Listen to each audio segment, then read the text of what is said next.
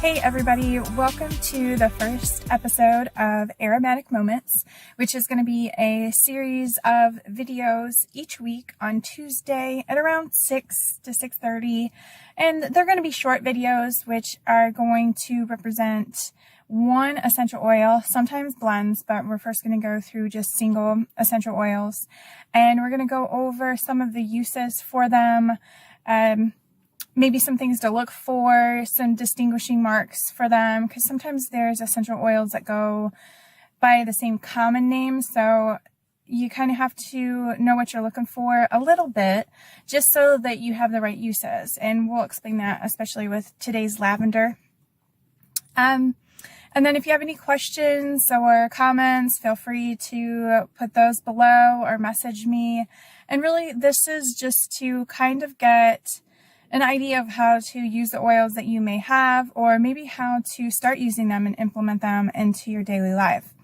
So today we're going to talk about lavender, and most of the time when people say lavender, it's going to be the true lavender, and it's actually, the Latin name is Lavandula angustifolia.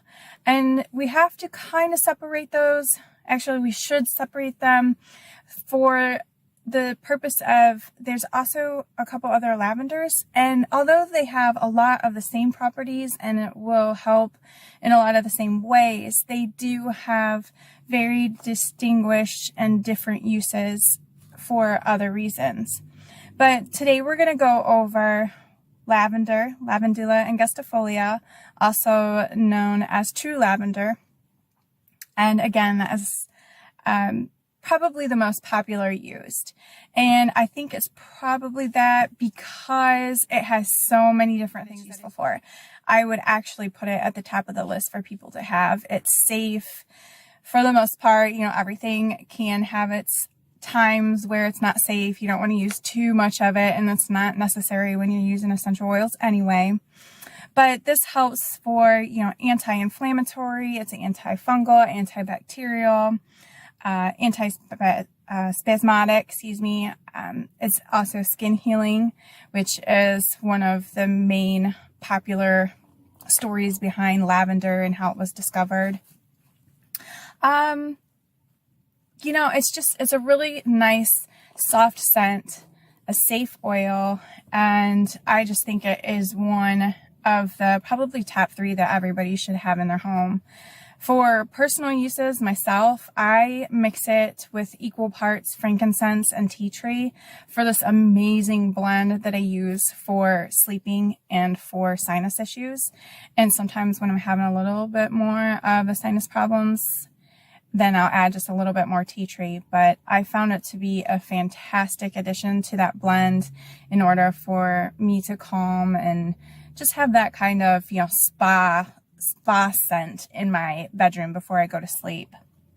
Another time that I used lavender was on a burn, and that is probably the most popular story behind lavender, is that it was discovered because it was used by accident, some people believe, and then, you know, because it was the only thing around, some others, but a scientist burned his hand, and he somehow got the lavender on his skin and realized that it soothed the burn quickly. Then he also realized that it healed very fast. And that is something that I personally used it for. I burnt my finger in the oven, and I hurried up and put a drop of lavender on it, and it absolutely did soothe it and made the sting go away.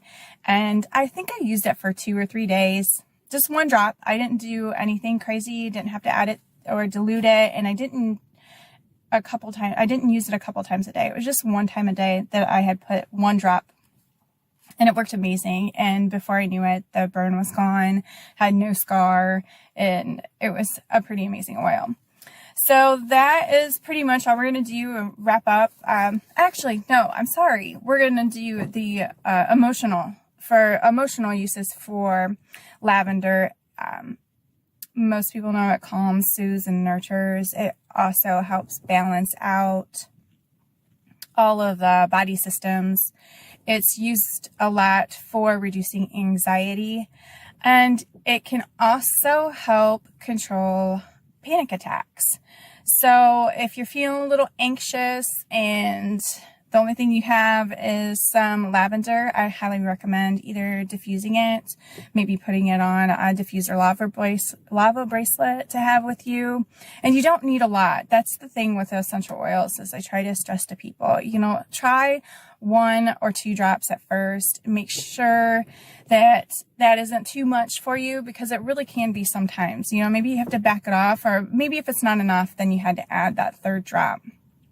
But definitely when you're starting off, you just need 1 or 2 drops, and that is plenty. If you're putting it in a diffuser with water, you could maybe put 3 or 4 drops, but then just only run your diffuser for a short amount of time and fill the air.